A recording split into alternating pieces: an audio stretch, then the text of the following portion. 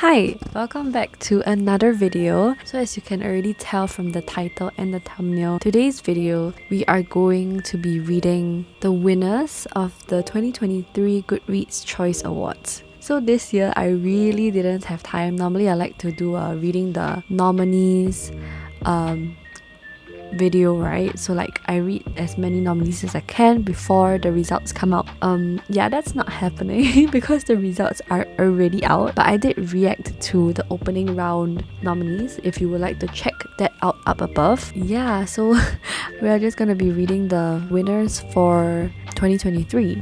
I'm very excited because I don't think I have read many that I think will be winners. So yeah, so now that I have started screen recording, I will start and press the winners. Oh my god, I'm trying not to spoil myself, but I see a lot of things already. Okay, let's start with, oh my god, how do I start somewhere? Okay, let's start with fiction, which I've already seen, and Yellowface won. Oh my gosh. Okay, I didn't vote for this because I only gave it like 3 stars, 3.5. Yeah, but I would have wanted to read The Wishing Game and Someone Else's Shoes. I'm thinking if I should read that. Okay, we will leave it for later to decide. Historical fiction, Wayward won. Okay, I was meaning to read this, but I'm not sure if I can get to all the books, so we shall see at the end, okay? But Wayward is a TBR for now. Mystery and thriller, oh my god. Oh, The Housemaid's Secret won. Wow, but none of this is true was very close. The only one left was very close. This is like the sequel to... Oh, I'm so surprised that... Oh, I really didn't hear much about The Housemaid's Secret in the whole year. I heard more of The Only One Left. Oh, and then the one that I voted for, Vera Wong's Unsolicited Advice for Murderers, is in 5th place. Okay, romance, I already saw it as well. Happy Place won. Oh, I'm so sad. Oh my god, but the difference is so huge. I DNF'd Happy Place, so I'm so sorry. I did not enjoy whatever I read. I don't know if I should give it a second chance, since 157,000 people voted for it. That's a lot of ratings. I don't know. Okay, we will see. But Love Theoretically, it's in 2nd place, and the one that I voted for was Yours Truly, which I'm so sad that is in 3rd place, but oh well. I personally enjoyed Yours Truly more than Love Theoretically, but Love Theoretically is good as well. Okay, Romantasy, I'm pretty sure 4th Wing won. Okay, yeah, 4th Wing won. I will be reading 4th Wing. Oh, but Assistant... Oh, wait. The difference though, 397,000 people voted for 4th Wing as compared to 33,665 people voted for Assistant to the Villain. The difference. Okay, Fantasy, I really don't know. Hellbent won? Oh my god, I haven't even read 9th House. I don't think I can get to Hellbent. Science fiction. Oh, okay, In the Lives of Puppets won, which I recently read. Okay, I can give you my review for that very soon. But I think I also talked about it in another video. Horror. Okay, I'm quite excited. Stephen King's Holly. Oh my god. Oh, this year's winnings are a bit disappointing for me. Okay, I'm not gonna read Holly based on what my Goodreads friends have talked about it, and I don't even know anything about Stephen King's characters. But apparently this is one of Stephen King's most compelling and ingeniously resourceful characters. It's part of a series also. Okay, young adult fantasy and sci-fi. Oh, but wait. Oh, okay. How to Sell a Haunted House was 2nd, which I did read, but alas, I wouldn't have voted for it also. Divine Rivals won. I am so excited. I've heard about this book for so long. Divine Rivals and 4th Wing. Yeah, these two I really understand why they won. Young adult fiction. Yes! Yes! Yes! Check and Mate won! Oh my god. Okay. I will definitely be reading this. Debut novel, last one, that I'm interested in the category. Wayward won. Okay, that seals the thing. For now, the current confirmed ones are Divine Rivals, 4th Wing, Wayward, and Check and Mate. 4 books. Not sure if I should add a 5th book, but I shall decide along the way.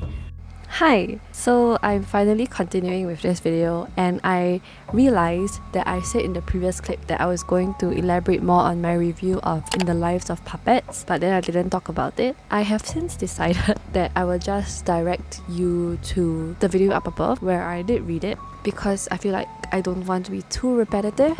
But if you were curious on the rating that I gave it, I can spoil it for you now. I gave it 3 stars. So the first book that I'll be talking about in this video is a book that I recently finished like 10 minutes ago, and that is Check and Meet by Ali Hazelwood. I was also concurrently reading that for the video that I talked about In the Lives of Puppets, which is this video will not end until I reach a 5 star. To spoil it for you, that book was not a 5 star. We're not off to a good start, but it is what it is. So I really have quite a lot of things to say. I had to write it down on a notepad because I was like, the more the book went on, I was like, okay, no, I need to document my thoughts. So I haven't even talked about what the book is about.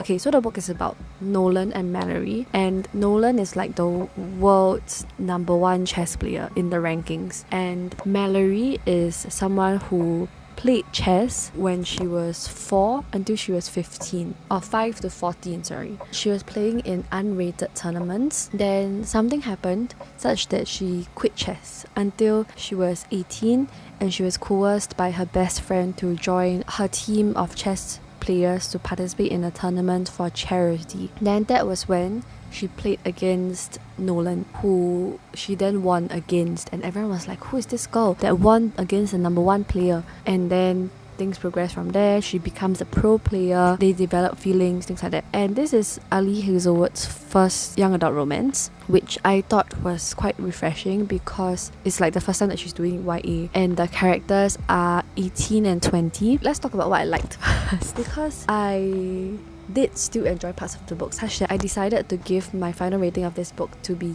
3.5 stars, which is not a bad rating. It's just that I am disappointed because I was expecting it to be a 5 star. And this is also like the lowest rating I've ever given an Ali Hazelwood full-length novel. I liked Nolan's character because he's like so whipped for her, and he's just such a green flag, honestly. He had like a reputation of being like a very sore loser, but that was when he was younger, and he was also saying in the book about how he has so many moments that he would like removed from the internet, but that cannot happen because it's on the internet, and he didn't even give his consent. But that's just how things are when you are in the public eye, right? So like the times when he was a sore loser was when he was really young, he didn't know how to react, but he has since grown up and become a better person. So I also really liked his friends, Emil and Tanu, collectively known as Tanil. The 3 of them are just, I love their friendship. They have a very good dynamic. And then I also liked that for a young adult, they talk about sexuality a lot, in that Mallory is bi. I can't remember who else was sapphic, but yeah, there was different sexualities represented, and I didn't feel super dumb reading about chess, which is good because it means that the way that it was written and explained, it was in a way that was understandable to the general public, which is what I am, right? Because I know nothing about chess. I didn't watch the Queen's Gambit, and it also talked about misogyny in the chess world and sexism, and it was something that I didn't even know about because I don't know anything about chess. So I felt that it gave really good insights for that. Moving on to the parts that I didn't like. I didn't like Mallory, and we are in her perspective, which makes me so frustrated because like at least give me double POV so that I don't have to be in Mallory's head all the time. Okay, at the start it was okay because we were still getting to know her and how like, oh, she has a very tough life, she blames herself for what happened, so she gave up going to university to take on more jobs at the garage to earn money for their family because her mom has a chronic illness. Their dad passed away. Mallory believes it to be her fault. You know, like there's a lot of self-blame and wallowing, things like that. And I was like, okay, there is a lot of depth to her character. But then as it progressed, it became really repetitive, and we're in her head so much of the time, right? Then it's always like she gets angry at family members, especially when her sisters are being ungrateful, because then she will be like, I do so much for this family, and then you're just here like disrespecting me. But then after that she'll go into like oh, this is all my fault, I don't even get to be angry at her, things like that. And it's like a lot. Like she internalizes that so much until a point very later on in the story. Then people start to confront her about it and have to let her know that, like, you know, this is not your fault. You need to stop hiding behind the fact that you have to support your family and using it as an excuse, things like that. And then I was like, okay, like, oh, I'm tired of this. Even her relationship with Nolan, right? Wow, I feel like he treats her better than she treats him because he's so whipped for her. Actually, I don't even know why he likes her so much. She just won against him in a match, you know. But okay, he's just so whipped for her. She keeps denying him and being like, no, we can't be friends. I cannot play chess with you. I only see chess as a job. Like the lies that she tells herself, right? And then I'm just like, it's all the same things that she keeps repeating to herself, and I was so tired of it. And even the third act conflict, it was so, oh my god, it was so childish. And okay, at least she realizes after that she was being very childish and it didn't make sense for her to be angry at him. So maybe it was like a spur of the moment thing. But whereas it was happening, I was like, wow, this is so dumb. The third act conflict, like, was it really necessary over this? Or is it because Ali Hazel is playing into the fact that the characters are young adult, so they tend to be a little bit more childish? I don't know, but I couldn't deal with it. Okay, so that was my first point on Mallory. The second point was about her being this chess prodigy, right? And then coming in as a dark cause and then like winning so many people. This is also the same problem that I have when I watch Chinese dramas. I think esports C-dramas that have like characters were playing non-pro. They're just playing for fun, but they were very good at it. And then maybe they got recruited to join a pro team and then they just like win competitions. They're so good at it. And I'm just like, I don't know how realistic this is, because for Mel, right? Oh my god, I have a nickname for her. I call her Mel. Goodness. I think that's what people call her in the book. So for Mel, she hasn't played competitively before. She has never gone pro before. She has stopped playing chess for, I think, 4 years. And then you're telling me that the moment she comes back, that first match against Nolan was her first match in 4 years. And you're telling me that she won the number 1 player? Like, how? Okay, that was crucial for the story to progress, right? But I couldn't buy into it because Nolan is like the world's number 1 player, you know. How? Oh my god. And even in the book itself, she was like questioning, like, he just had an off day, he wasn't expecting much of his player, and then like tada, like, you know. So I couldn't even buy into it. But that was the crux of the story, right? How it started. It's not something that is unique to her story because it has been used in different K-dramas, different C-dramas, in competitive sports. But same with all of them, I don't see the logic. Which normally I'm just like, haha, just close one eye. So I was planning to close one eye until Mallory just bugged me so much, okay? The same problem persisted of the guy is huge, he's humongous, he has huge hands. Oh my god, like I legit thought that it was downplayed in this story because I didn't see words like giant, humongous, Hulk. I don't think I saw those words. But then she keeps saying that his shoulders are very broad, his hands are very big, he's very fit for someone who sits and plays chess all day, even though Daphne already said Daphne is some agency's grandmaster that recruited Mallory to join. Even though she said chess players need to exercise to maintain their stamina because they have to play like so many matches, so many long matches in a day. But anyway, she kept saying that. It was mentioned many times in the book until I was primed and I had a dream. Okay, oh my god, I really hope nobody I know in real life is watching this because I need to admit this to the internet. Okay, I really hope nobody. But yeah, I dreamt last night that I was hugging someone with very broad shoulders, okay? And then I was like, in my dream, I was like, oh, very, very nice, very broad.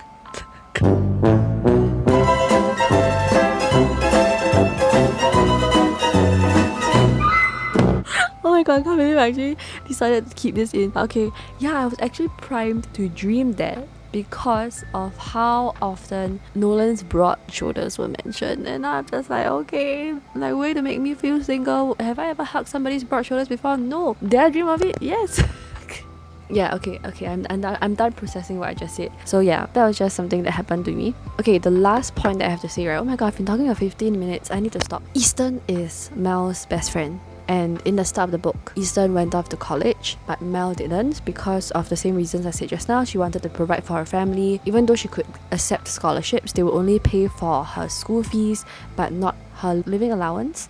And she also still had to find ways to support her family. So that was why she was very like, oh no, she's gonna go off to college, make all the new friends, gain new experiences, but I'll always be the same here, not changing, we will lose contact. And then so she was bittersweet that I guess she was happy that her friend was going on to try new things, but also said that because of this, their relationship would end. So she has this thing where she is like, I need to leave you before you leave me. But the irony is that she still messaged Easton, still trying to contact her, but receives no reply from Easton. Instead, she sees on Instagram that she's like dating whoever, living the best life in uni. So naturally she thinks, okay, I'm being forgotten. So then it kind of stops, right? But at the World Championships that Mallory somehow won. Oh my god, I forgot to talk about it. All her matches, right? She won. Only time she lost was against Daphne. Or maybe, I think at most she drew, but then she still advanced in competitions. And I'm like, girl who has never played for 4 years suddenly returns and wins 99% of the matches. Like, what are the odds? So she progressed all the way to the World Championships, okay? Something happened, but in the end, she still made it there. And then Easton comes to surprise her, and then she was like, her explanation to Mallory was that Mallory's argument was that she saw Easton updating her Instagram but didn't bother to reply her. But Easton was like, I saw you on the internet, for example, going through all these competitions, winning, getting a boyfriend, you're not even telling me. So that was her argument. And then she also had the whole, you were like getting famous, so you decided to forget about me thing. Which I was like, that's bullshit, because Mallory literally sent Easton messages to which she didn't reply. She sent her memes, she didn't reply. So like, that was like a very like gaslighting moment, okay? And then I was like, no, I can't be fooled by this. That is all that I was unsatisfied with for this book. I still give it 3.5 stars because of the pros that I mentioned at the start. But yeah, that was my experience, and my rant is now over. Thank you for coming to my TED Talk. Goodbye.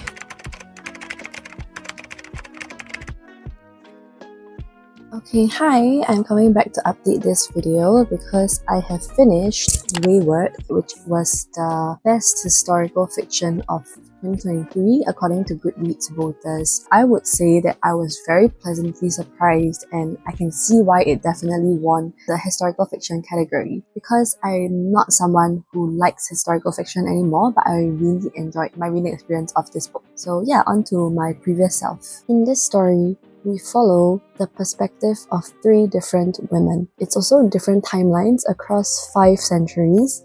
So we follow the perspective of Kate in 2019, wherein she flees London for Wayward Cottage, which was left behind to her by her great aunt Violet. She is trying to run away because she was in an abusive relationship. She's trying to escape from him, basically. From there, she starts to find out the secrets that her aunt has through what she finds in the cottage, basically. In our second perspective, it's in 1619, we follow Alta, who is awaiting trial for the murder of a local farmer who was stampeded to death by his herd. Her mother has always taught her their magic, which is a kind not rooted in spell casting, but in a deep knowledge of the natural world, in insects, animals, things like that. But in their time, especially, unusual women have always been deemed dangerous, and there's always like a hunt for witchcraft and to eliminate it, basically. So that is her storyline. And then last but not least, in 1942, during the World War II, we follow Kate's great aunt, actually, which is Violet, and she is trapped in her family's grand crumbling estate. Her storyline a little bit more complex, but also there is a very terrible man also in that, who is trying to take advantage of Violet, basically. Trigger warnings for this book: domestic abuse, rape,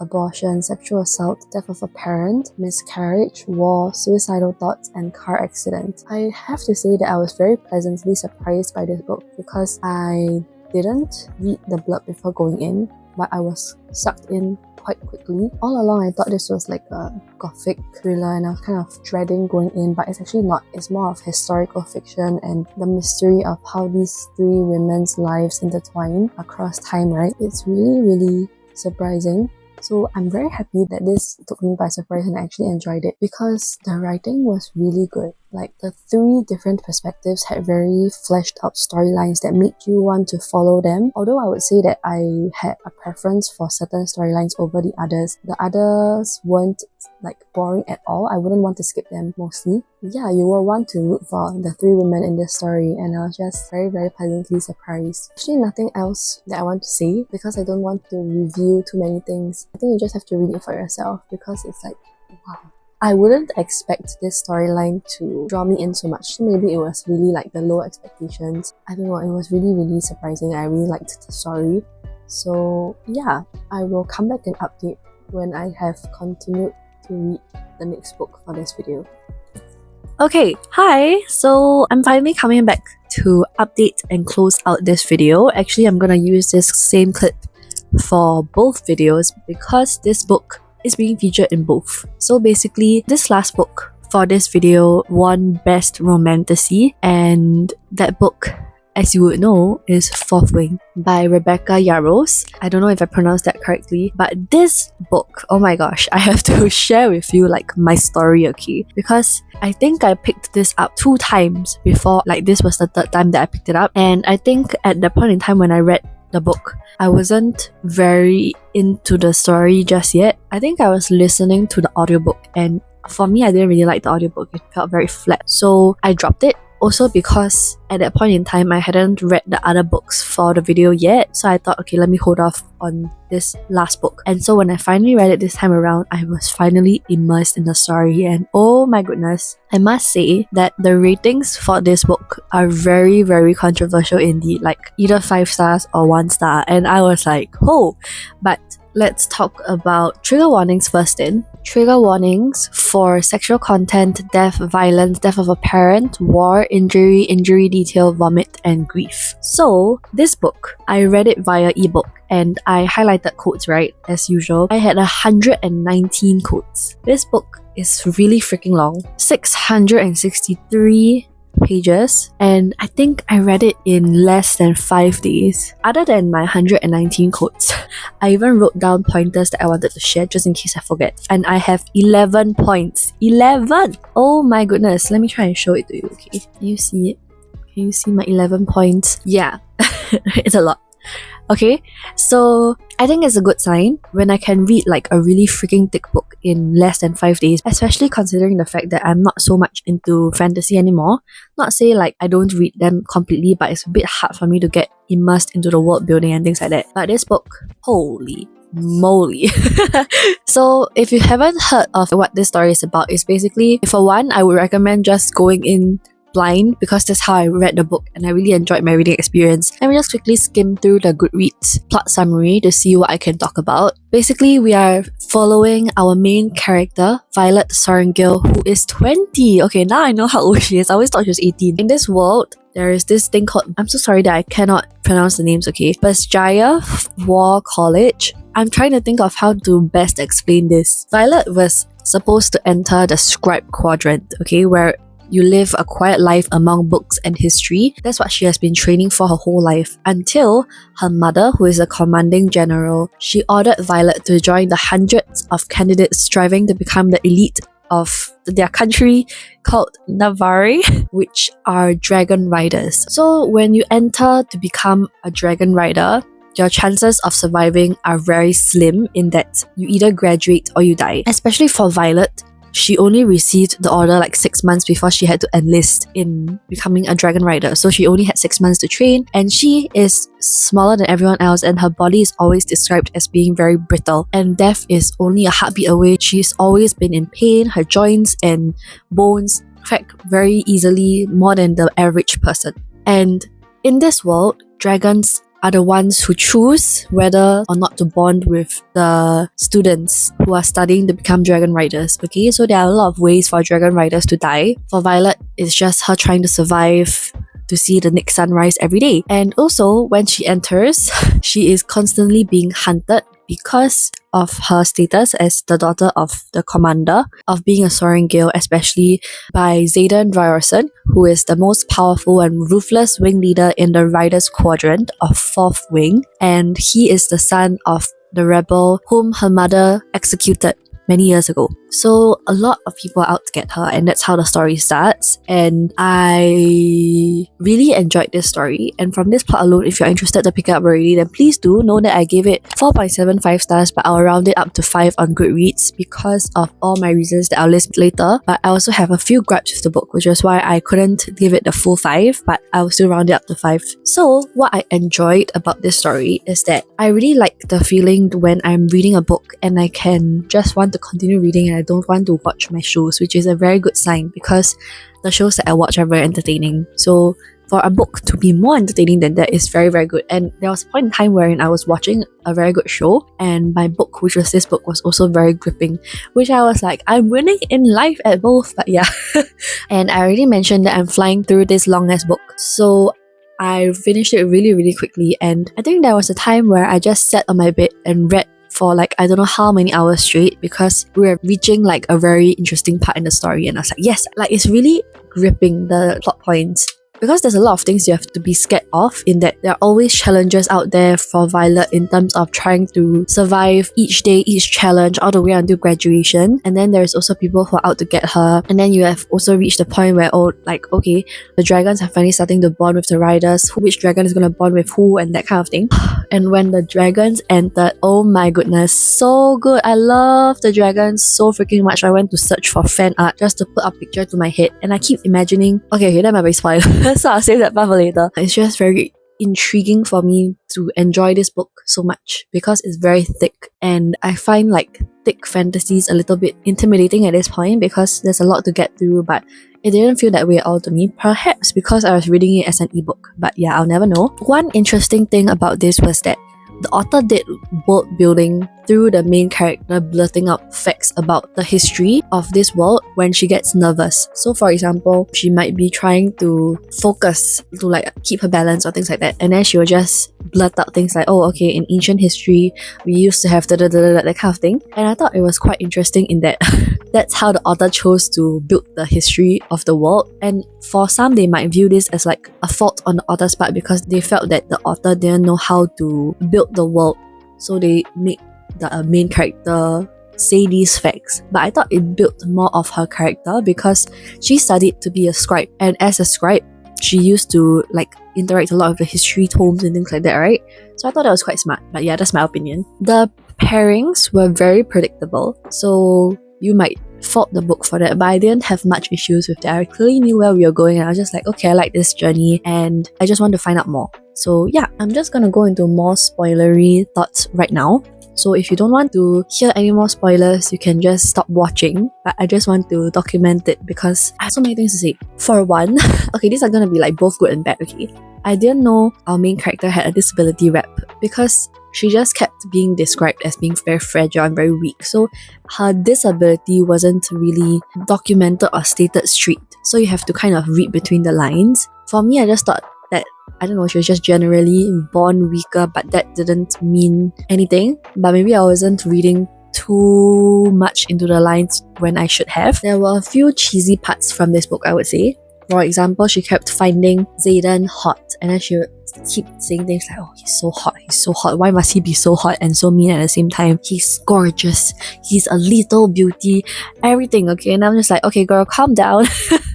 We know you like him, don't need to put it so obvious, you know? He has a nickname for Violet called Violence, and I was like, that's such a freaking cheesy nickname, okay? Who would... I don't even know who would find the nickname Violence cute. The nickname is supposed to be like an endearing term that is supposed to be shorter than your own name so that it's like easier to say, right? But it's longer than her own name, you know? And she is not a violent person, I would say. Like, she spends a lot of the book trying not to kill people, even though she keeps getting hunted. So she tries to injure them but not kill them. Like, she would try to poison them, she would injure their arms, their limbs, things like that, but never outright kill them until a certain point in the book. But yeah, not exactly the most violent person in the academy. And there is a love triangle in this that I clearly didn't feel was necessary because the other guy was just totally not it. If you read The Hunger Games, the other guy reminds me so much of Gale, because this is based on my whatever knowledge from 10 years ago. Gale was the one who was always like trying to hinder Katniss and trying to say like, you're not fit for this, you're not meant with them, you're supposed to be here with me, basically hindering her growth and not accepting that she is a person that is capable of change. And that's exactly what's happening in this story as well. Our other love triangle guy keeps saying like, oh, you're not meant to be here, you're not up to this challenge, like go back to the scribe quadrant, you know, when it's not even her own choice in the first place. series. I really didn't like that guy, and I don't even know if anyone likes him, but that was just my opinion. And this is an adult novel in which there are steamy scenes in which her disability disappears, okay? So she is freaking like, that's where I see the aggressiveness coming through, okay, in the freaking sex scenes. I think maybe because she has been sexually suppressed for like, I don't know how many months until they finally do it, right? Wow, freaking violent. Not say violent, but freaking aggressive. And you will find it odd because she spends a lot of the book saying like, oh, I'm constantly in pain, my knees have to be wrapped every day, and then you just see her in the sex scenes like, oh my god, more and more on the floor and things like that, like in which angles I'm like, are you sure your body can take this? You know? But yeah, I think I've been going on and on about like the bad stuff, so let's talk about some good stuff. Okay, I really love the dragons so much in this story. Oh my god, it's like huge spoilers, so really like don't listen if you don't want to be spoiled. But her dragon reminds me so much of Toothless. Although the dragon never eventually reaches the level of Toothless cute, but the before Toothless, like before Toothless actually gets bonded to the main character, like when he's fierce and things like that, I'm like, oh. But actually this dragon has teeth. But anyway, oh, and this is freaking cute, okay? It's freaking cute. Her golden dragon also is freaking cute. I love it so much. All the interactions between the dragons and her are great.